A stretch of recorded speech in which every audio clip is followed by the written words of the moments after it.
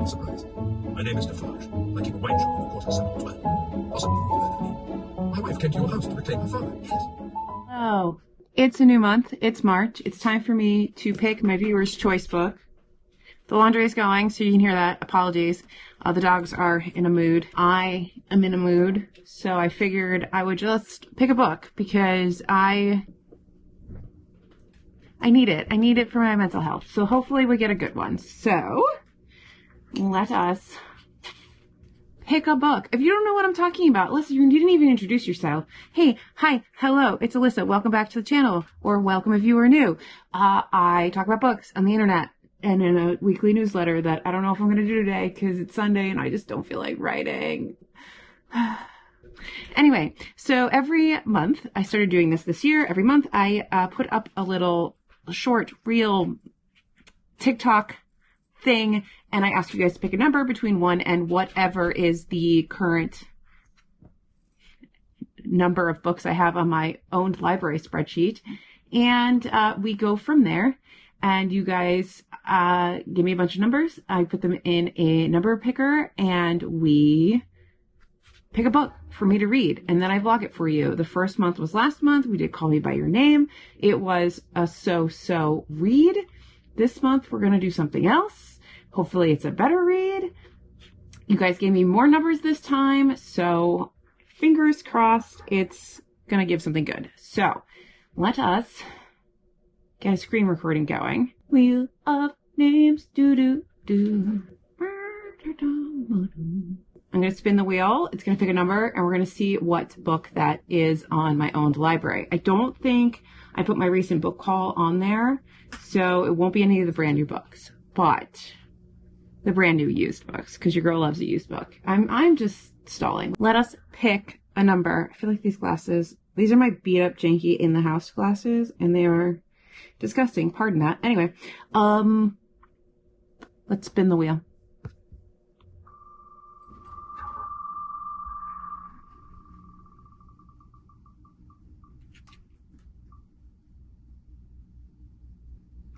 Woo! 403. I think I just like the confetti. So 403 came from who? B. Basilios on Instagram. I don't know how to say that. Anyway, that's who sent me that. Let us go to the spreadsheet. To the spreadsheet, folks. To the spreadsheet. We're going to find this book. Please be a book I haven't read yet.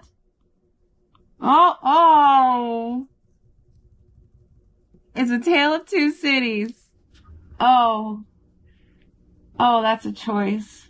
You know, I didn't have Dickens on my, on my bingo board for this month, but, you know. Let's go get it. I'm fairly certain that he's just up there. Bleak House, Great Expectations. Can you see it? Is it there? I think it's up there. Let me get it. Yes. Oh God, I'm gonna die. Alfie, did you help me at all? No, you just let me die on this chair. Don't stand on wheelie chairs. Okay, A Tale of Two Cities. I mean, I guess it's appropriate. There's a guillotine on it, so... Is this a sign for America?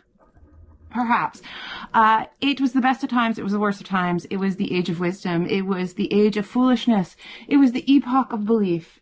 It was the epoch of incredulity. It was the season of light. It was the season of darkness. It was the spring of hope. It was the winter of despair. Charles Dickens. I have issues with Charles Dickens. And by issues, I mean, I have issues attempting to read Charles Dickens. Dickelson. Charles Dickelson, folks. Charles Dickinson. Dickie. Chuck Dick. I have some problems with him. I seem to not be able to focus when I try to read him. But we will try this. This is a Paper Mills Press edition. I probably got this way back when from Book Outlet before they were deciding to show their butts and be really kind of racist. But anywho, I'm stalling because I really don't want to start reading this. I will start this. I will get into this. I will read it. I know this is a tale between two cities, between London and Paris, I'm guessing. I just find his writing to be quite tedious. I love A Christmas Carol. Anyway, that's it. That's all I got. So this is the book. Thank you guys for making me read Charles Dickens. Charles Dickinson? Did I call him Charles Dickinson? Like he's Emily Dickinson's dad? Oh, you know, Alyssa, I'm not okay. See, this is why I don't want to write the newsletter today. But anyway, but like, what are the margins on this?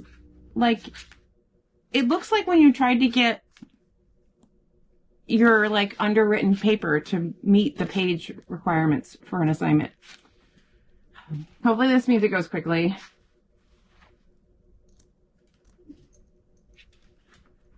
I'm just staring at my guillotine of fate. Thanks, guys. Thanks. Good morning. It is Monday morning. I do not want to go to work. I am preparing my lunch, and I'm going to start Tale of Two Cities on the way to work. I do not have a book to read today.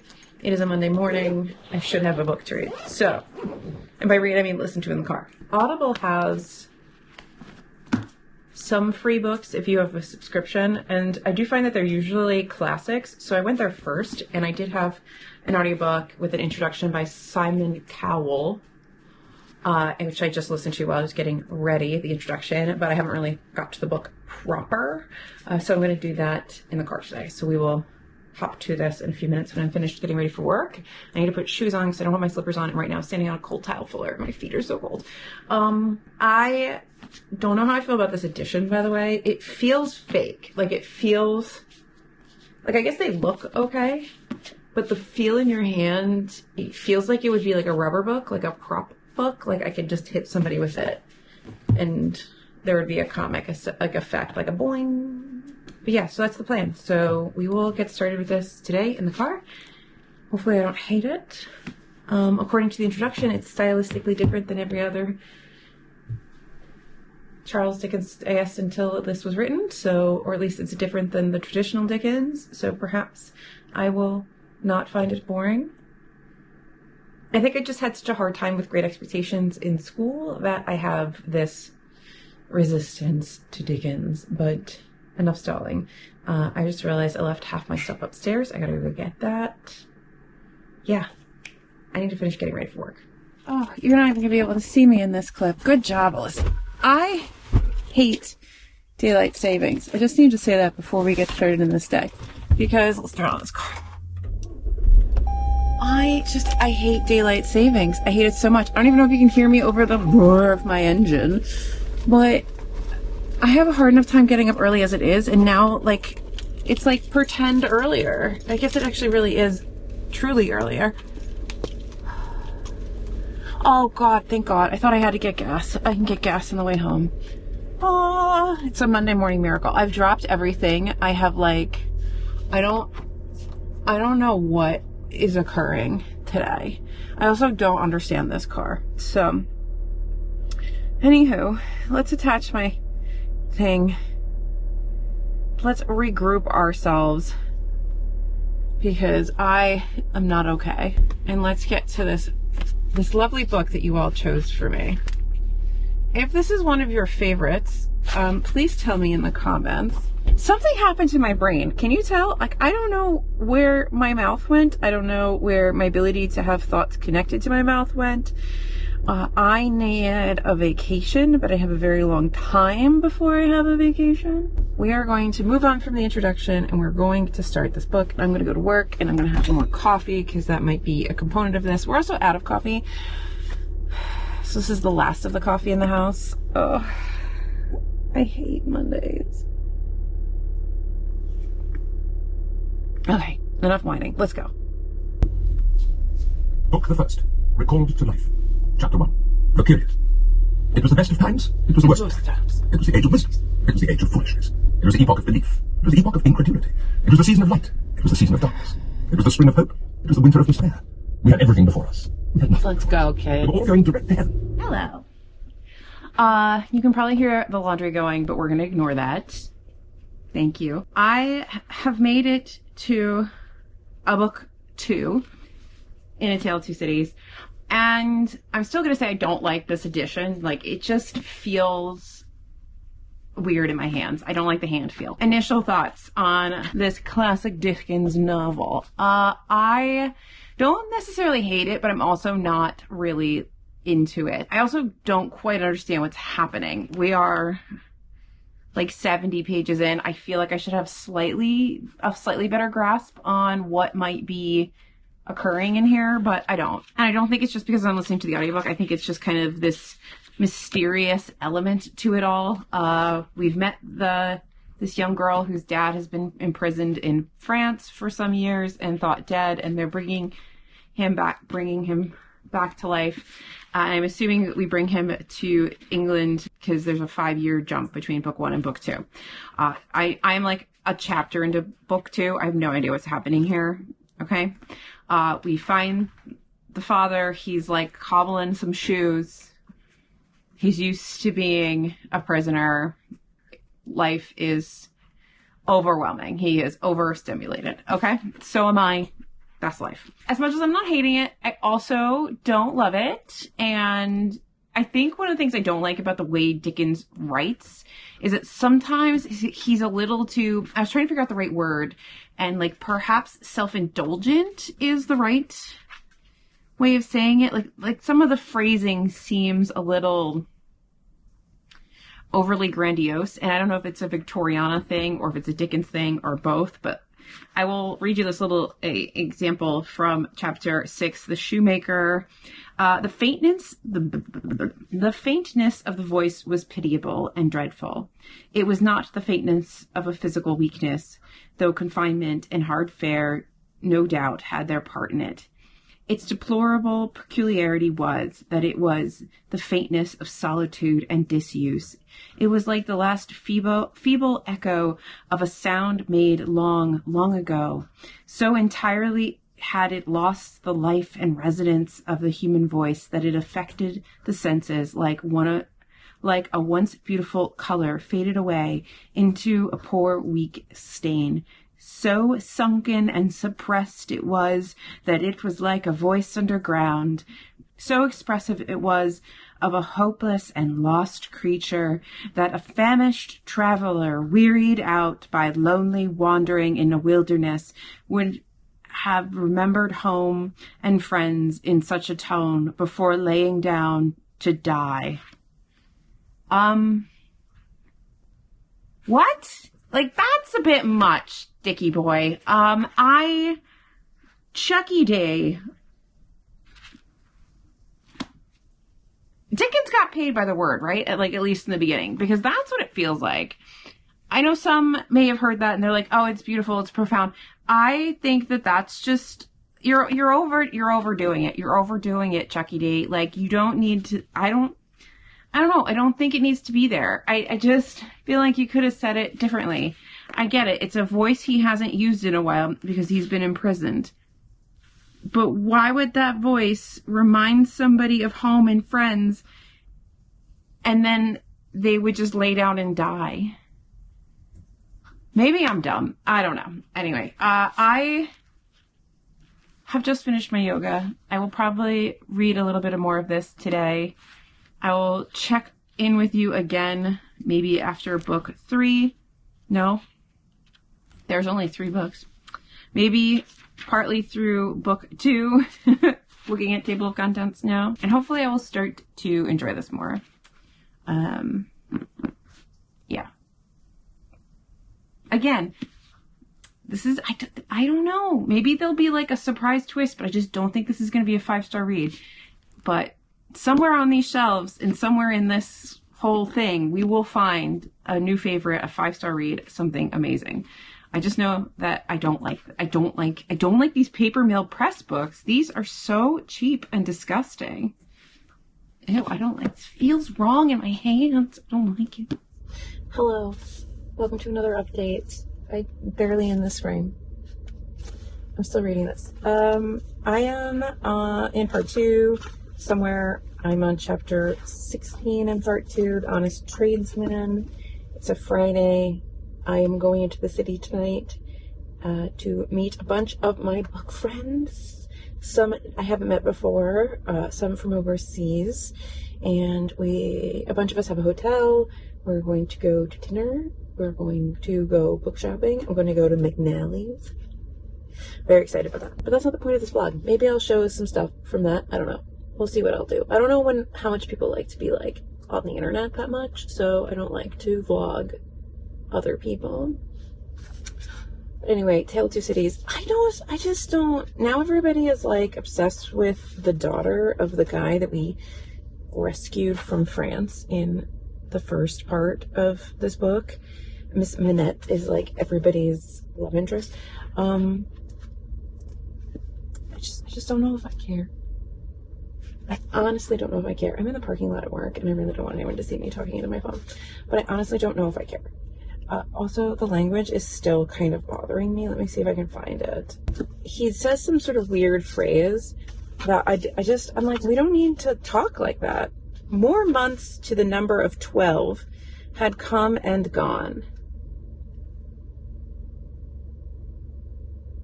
Chucky D. I'm telling you, this man was paid by the word. That's the only thing that makes Charles Dickens make sense to me. Also, the introduction made it quite clear that this is a little bit more like plot focused than character focused of a Dickens novel. I don't know if that's true, but I guess it is. I don't know if I like a plot-driven Dickens. I'm gonna have to read a more character-driven one. I can already tell you I'm getting rid of this because I don't like this copy. And unless something changes in this almost latter half of the book, because this is what, like almost 40% of the way through, almost 50, I'm not keeping this. It's not awful, I will say that. It's not like a terrible experience. It's just, I'm not enthralled. I want to be enthralled. I want to be like, I can't put this book down. Yeah, I'm like, I don't want to like pick it up. Anyway, I gotta go into work because I came to work early so that I could leave early so that I can go see my friends. I should have just taken the day off, but I'm not smart. I didn't think about that until it was too late.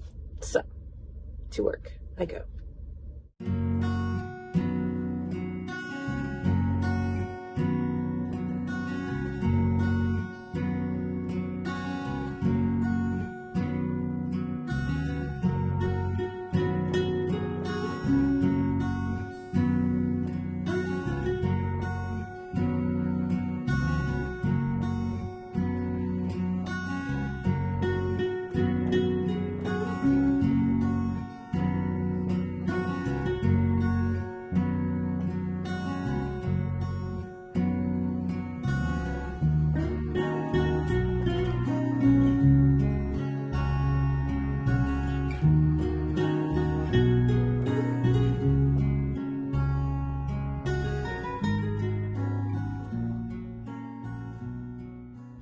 All right, we are finally past the halfway point, and I still don't really know what's happening. Why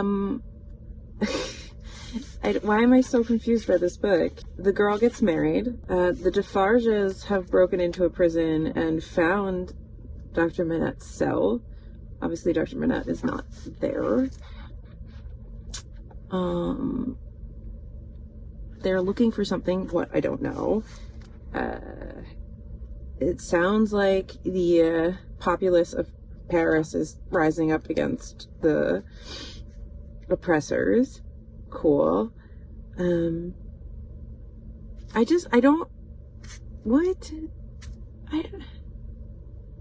feel like every time I read Dickens, this is what happens, except for like A Christmas Carol, which is straightforward. I'm always like, what is happening in this book? There's like too much, but somehow I also don't know what's going on. I don't know why I'm so confused by it. And I would say maybe it's listening to the audiobook, but like, let me tell you, Simon Cowell is doing a fantastic job with this audiobook. It's phenomenal. Feels like they're just trying to be like secretive about something, like there's going to be some big reveal somewhere, and in order to do that, Dickens is holding back on me, and that just makes me feel very like unsettled. Is that the right word? I don't even know what the right word is. So yeah, I'm there. We will keep going. I would DNF, but honestly, I need to know if there's some resolution. We're also almost at the end of book 2, and there's only 3 books in this, so we're so close. We're so close. I think according to Storygraph, I'm like 59% of the way through. I feel like I'm gonna have to watch something on this because I have missed so much somehow. I don't know. Anywho, I gotta go to work. No more of this. I feel everything is just car updates for this vlog.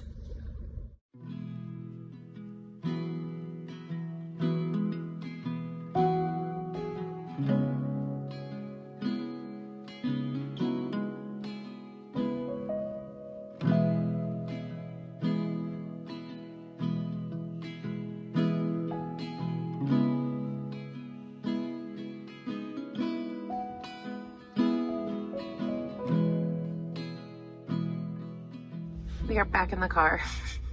This is the only place I read this book.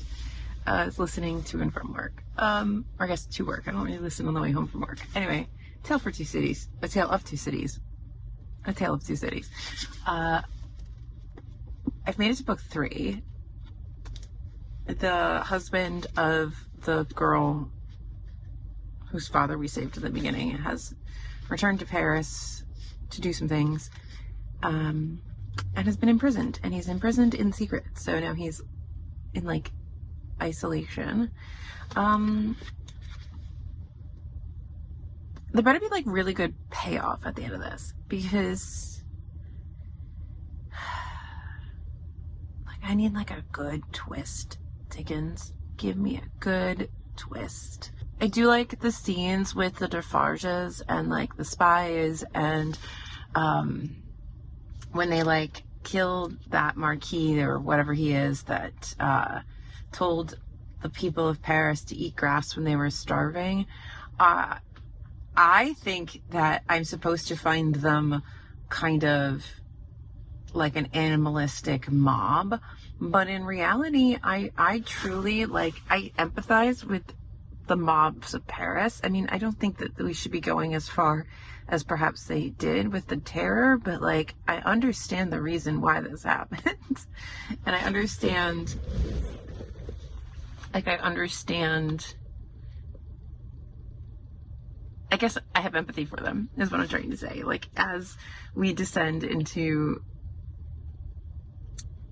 an oligarchy here in the States, and a recession, and everything just keeps getting more expensive, and all the problems that are arising. I mean, I have empathy for these people. I know why Madame Guillotine came out. I know why they were destroying these homes and putting heads on spikes, and while I may not condone the mob mentality, I get why it happened. So I think I'm supposed to be looking at them like, oh, those horrible people. But I'm kind of like, well, you know, when you have nothing to lose and you're starving, maybe you put the guy who told you to eat grass, maybe you kill him and put his head on a spike. Yeah. So I guess I'm chugging along. We'll see. I really am hoping for some really big reveal in this book 3 that really just like brings it home for me and changes all of my hesitancy about this book. But I guess we'll see what happens. In another car update, according to my audiobook, I think I have like 2 hours and a bit of listening time. So I don't know if I'll finish it this week unless I get some listening in while I'm not driving, like at home and stuff. But they have so much stuff to do. There's just not enough time for anything anymore. I'm having like an existential crisis over the amount of things I want to do and how much time I actually have, because my life is just going to work. yeah, that's it. I think we can all understand that. So anyway, more updates later because I gotta go to work. Hello. I feel like I'm very cramped here. We're clearly not in my car. Go me. It is Saturday morning. Usually on Saturday mornings I read from the Magic Mountain. But yesterday in the car I got to here. I'm so close to done with The Tale of Two Cities. And it is kind of more interesting now. We're getting those reveals that I've been waiting for, figuring out how all these people are interconnected and their secrets. So we're going to finish this today, okay? I have a lot of stuff to do this Saturday, but the plan is to finish this when I'm done recording and doing birthday things, but we're going to do this. We're going to finish this, and then I will wrap this up. We're almost there. I actually can't believe how quickly I've gone through a Dickens. I do really like the Defarges. I know I don't think I'm supposed to, but I do. I just kind of like Madame Defarge just denouncing people and knitting and being this little old lady spy, like an evil Miss Marple. You know? I kind of like it. I'm there for it. Viva la revolution. Oh. Let's read.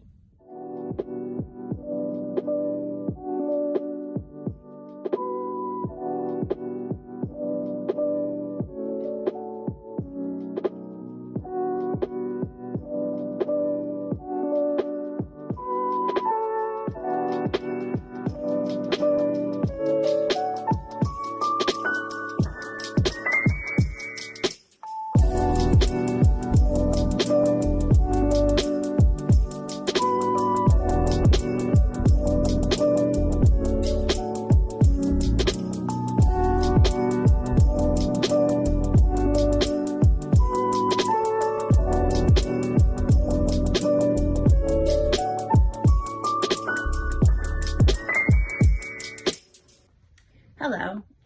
It has been several days since I finished A Tale of Two Cities, and I've yet to do a wrap-up clip for you, and I don't know why exactly, but I haven't. So here we are to do that. I am drowning.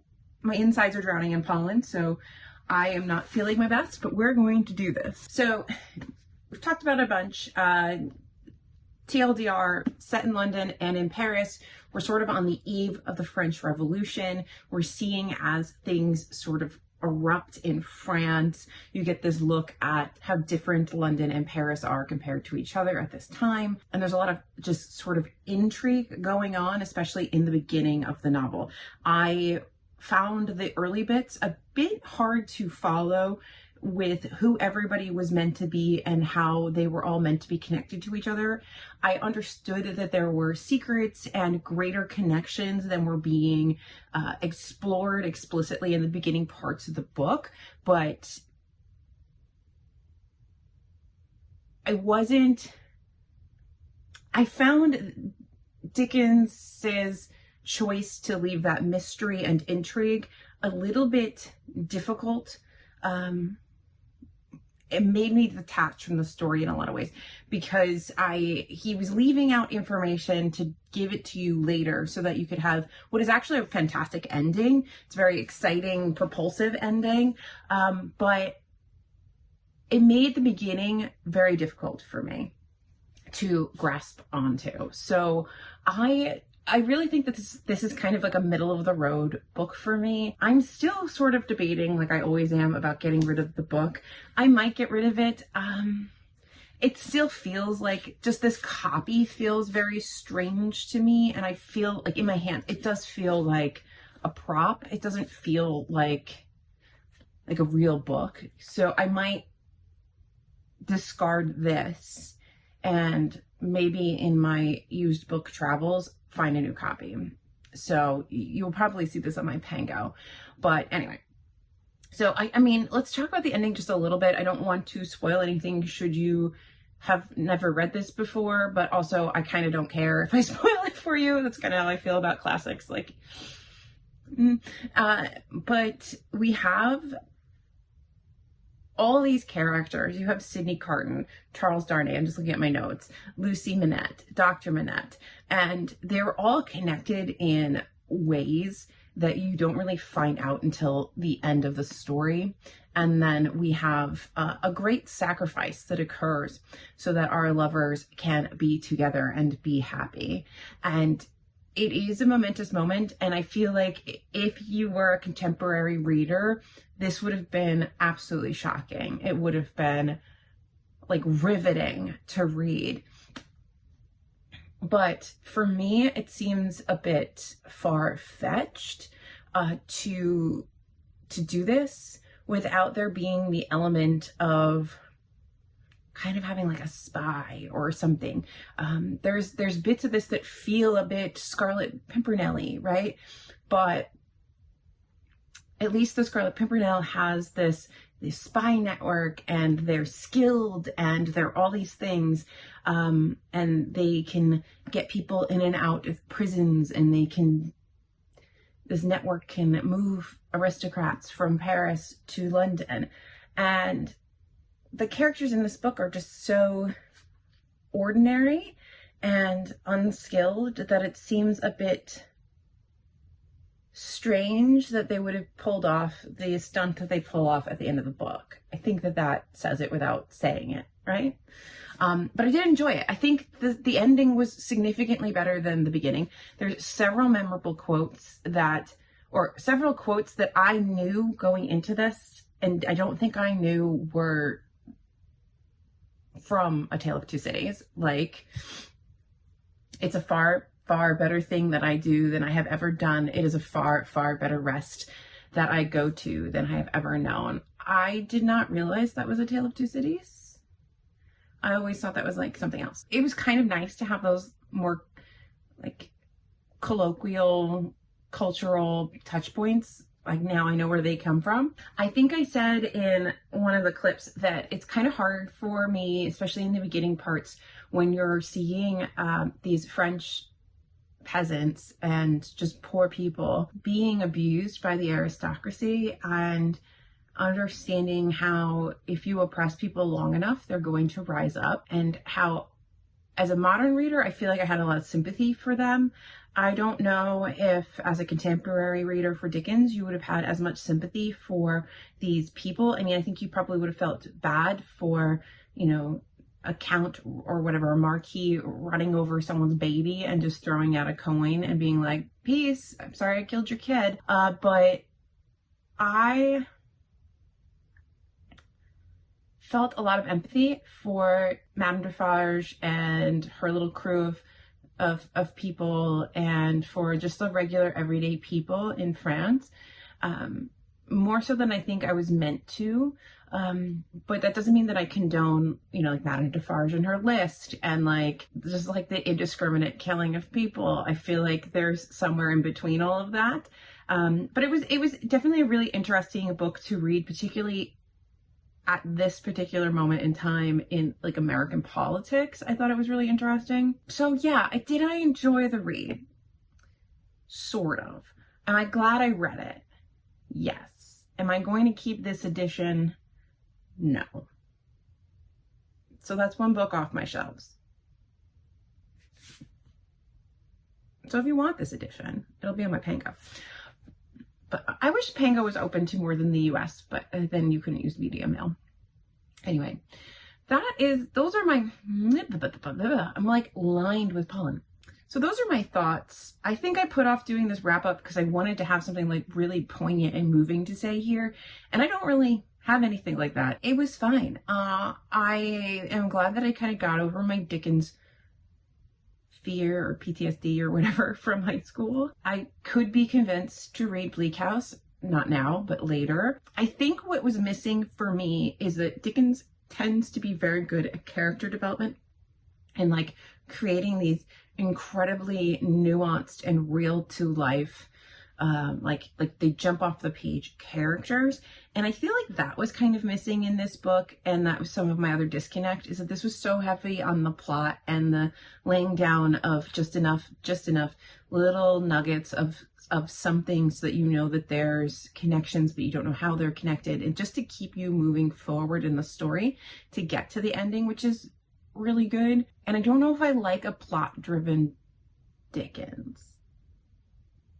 I think I would have enjoyed this more if he had spent a little bit more time making his characters really pop and giving me a bit more. I think that's my poignant statement on this. I didn't hate it, didn't love it, middle of the road.